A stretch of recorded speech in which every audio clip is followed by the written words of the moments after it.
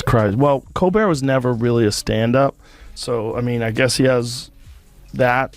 No, but I mean... But he was a comic when the Colbert Report was on. I mean, that was hilarious. It was really good. He was great. Yeah. He was great. And that show was a great takeoff of a pompous, ridiculous Republican. Exactly. I mean, it was really good.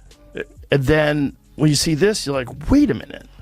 What are you doing? Right. The fuck are you doing? Imagine having your entire reputation torched by Joe Rogan and Megyn Kelly in the same week. Stephen Colbert thought he was hosting a comedy show. Turns out, he was the punchline. From smug smirks to public smackdowns, Rogan and Kelly just tag-teamed the late-night king into a full-blown identity crisis. What did he say that triggered the takedown? And why is Twitter melting faster than his ratings? Buckle up. This is the Colbert Rebose you didn't know you needed. If you're enjoying the drama, make sure to like the video. It helps more people find it. And don't forget to subscribe for more no-holds-barred commentary like this. Her appearance on Stephen Colbert last night was next level. He's so gross. So gross. I remember the Stephen Colbert who tried to just make us laugh, who is like kind of fun, and who, while we always knew he was leftist, didn't realize he hated the other half of the country so much. Stephen Colbert, America's favorite late-night lecture disguised as a comedy show. Once a comedic genius with a razor-sharp parody character, now the spiritual mascot of smugness, performing nightly sermons for an audience that laughs at the sound of their own moral superiority. Somehow, this man made the transition from parodying blowhards to actually becoming one, without even noticing. That's not evolution, that's regression with applause. Did you see what happened with Colbert's audience? No. CNN is a joke to people in the audience. Watch this. He knew his attack lines on President Biden, and he's not really sure how to go after Vice President Harris, 20 years younger than him, who is a different gender, a different race. I know you guys are objective over there, that you just report the news as it is. Is that supposed to be a laugh line? I wasn't supposed to be, but I guess it is. The audience is like, shut the fuck up. Colbert's late-night stage has gone from a playground of wit to a pulpit where nuance goes to die, and smug goes to multiply.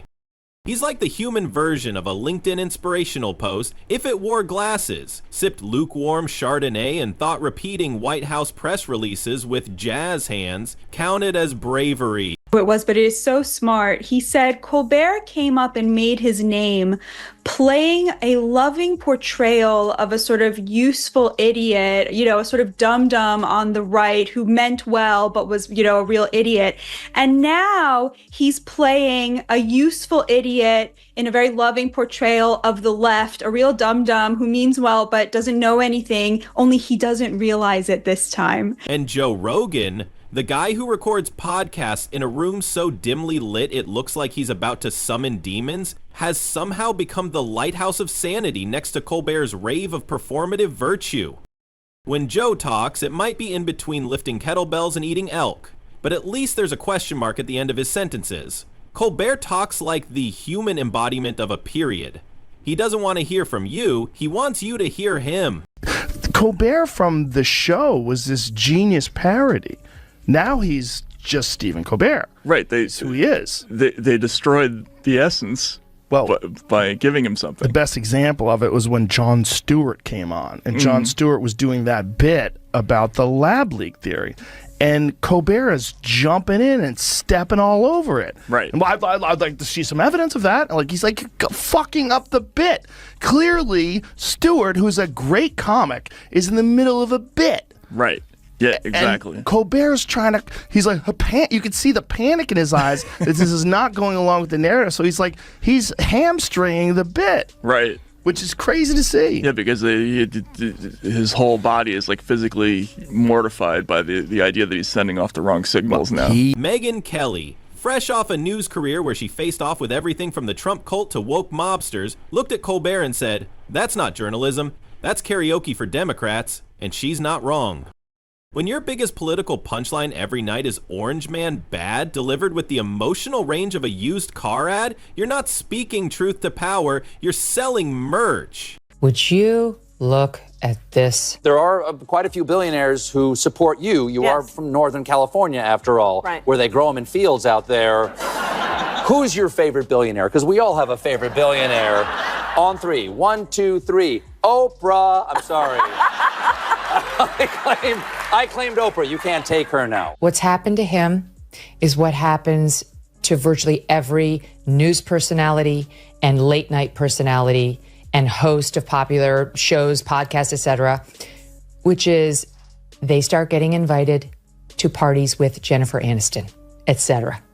And they start thinking they're finally one of the cool kids. And then they drink the Kool-Aid. It's amazing to me that he would embarrass himself that way and that they would think it's good politics to get up there being so chummy chum about how close they are with billionaires like Oprah. Let's take a stroll down the Colbert content landfill, shall we? You'd expect a political satirist to skewer all politicians, but nope. Stephen filters his jokes like they're going through TSA. If they criticize someone left of Susan Collins, they don't make it past security. Watching his show is like watching a barista scold you for not knowing your own pronouns fast enough. You're not there for fun, you're there to be corrected. With jazz hands. Colbert doesn't so much tell jokes anymore as he recites political scripture with a laugh track. The man could turn a fart joke into a call for campaign donations. You came for comedy, but suddenly you're trapped in a sermon about climate change, inequality, and why you're not woke enough to be in his audience. What a treat. Meanwhile, Rogan, the meathead with a mic, manages to interview scientists, doctors, UFC fighters, philosophers, comedians, and gasp, even people who disagree with him. Colbert's version of a bold interview? Bringing on Anthony Fauci to get a standing ovation before he even speaks. The last time Stephen challenged someone's viewpoint was when he asked if their tie was a little too purple.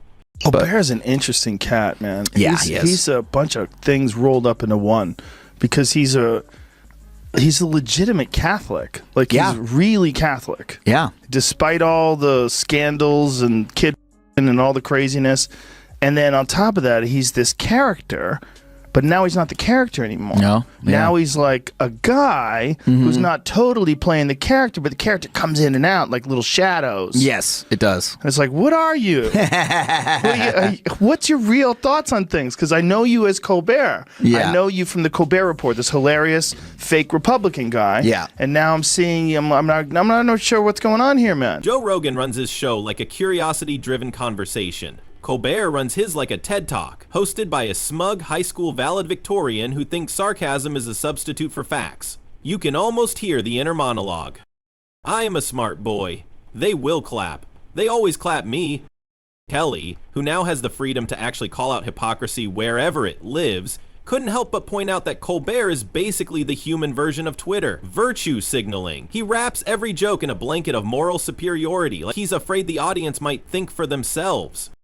She's seen White House press briefings with more skepticism than his interviews. Remember when late night was about comedy? Now it's therapy for urban liberals who need confirmation that they're better than their Midwestern cousins, and Colbert is the therapist. A therapist who interrupts your session to show you a clip of Biden eating ice cream and calls it statesmanship.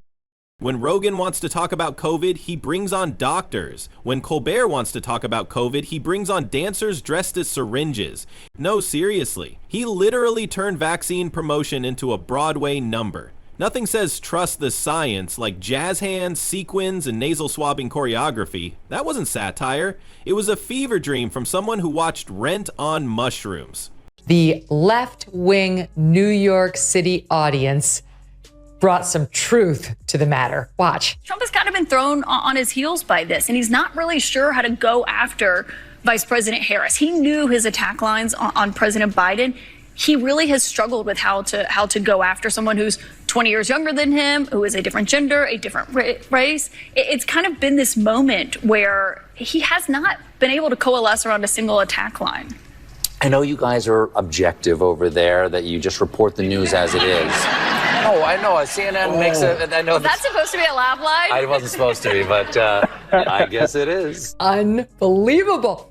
How humiliating and good for that audience. They knew that was a farce. And the way Colbert worships political power, it's like watching a court jester forget he's not the king. This is a man who brought on Kamala Harris and asked her hard-hitting questions like, what's your favorite emoji? Nixon had fewer softballs at his resignation press conference, but don't worry, the studio audience roared with laughter, because apparently asking questions that make politicians comfortable is what satire means now. Meanwhile, Joe Rogan once spent 3 hours grilling a scientist about mRNA vaccine efficacy. Stephen Colbert once spent 3 minutes doing a choreographed dance with a guy in a syringe costume. Which one of these is the court jester, and which one is the grown-up? Megyn Kelly brought receipts while Colbert was busy performing ideological theater. She pointed out how the real journalists were out there getting vilified for asking questions. Colbert isn't challenging anything except your patience. He's not a satirist, he's a content creator with a choir behind him, and the only thing he preaches is pre-approved talking points with a laugh sign. He even managed to turn clapping into a punchline. He says a sentence, doesn't matter what it is, then waits while the audience erupts in applause like they've been cued by Pavlov's bell. It's not funny, it's not insightful.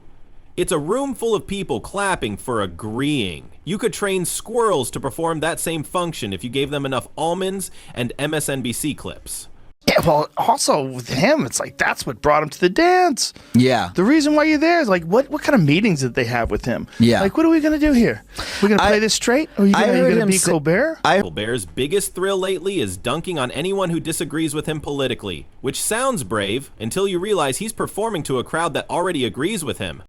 It's like challenging a vegetarian to a beef debate at a tofu convention. No resistance, no risk, just smugness on a platter.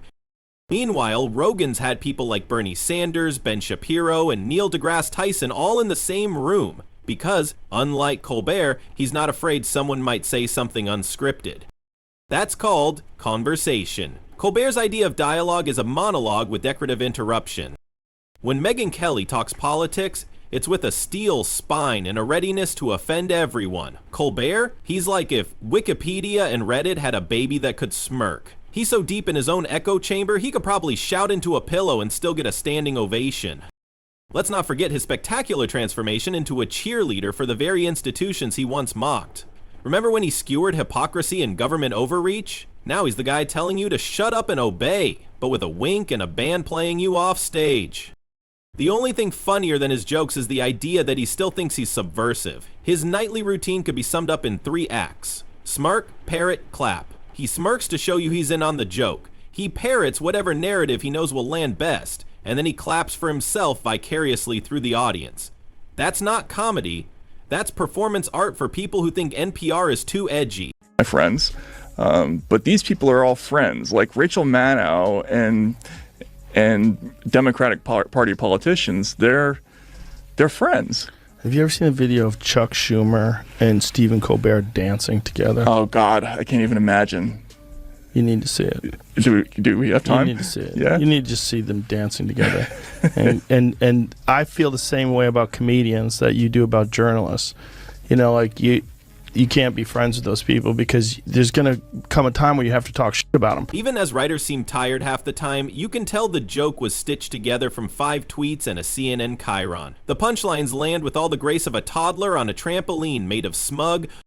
Every segment feels like it was built in a lab by people who majored in political science and minored in improv. And the smug, the glorious, ever-present smug, Colbert wears it like cologne. Thick, overpowering, and impossible to wash off. You could drop him into a vat of humility and he'd still come out smirking.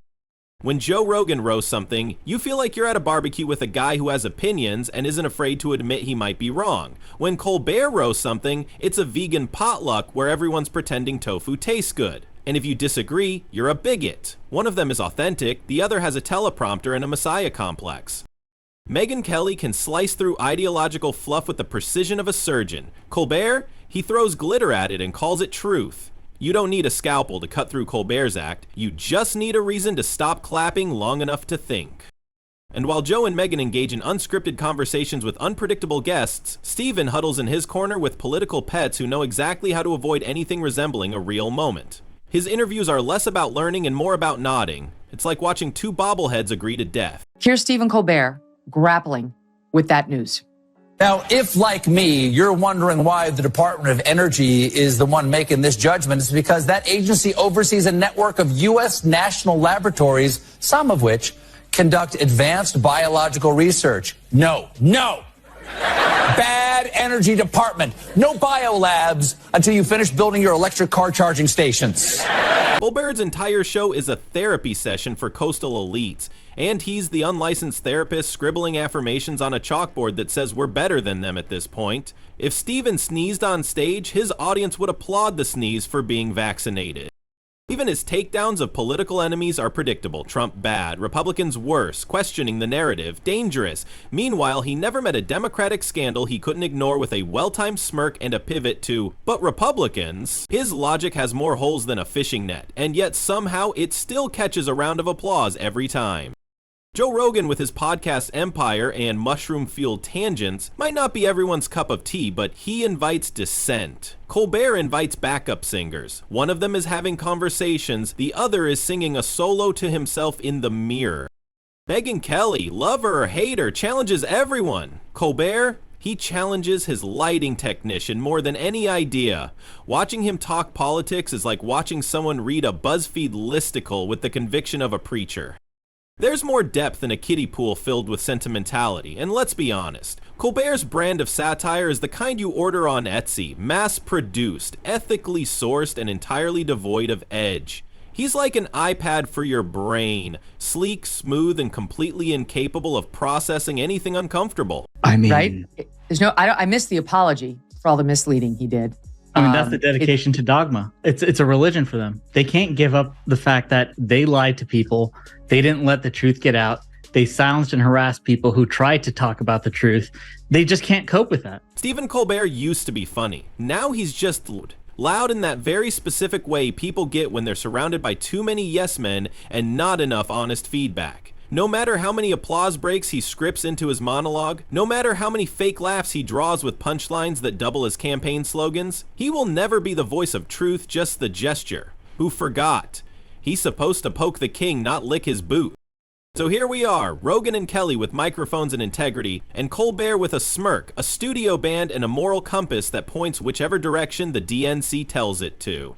One's a podcast, one's a journalist, and the other is a walking, talking Huffington Post article with cue cards. God help us if they ever let Stephen Colbert near a real debate. But then again, why would they? He already has all the answers.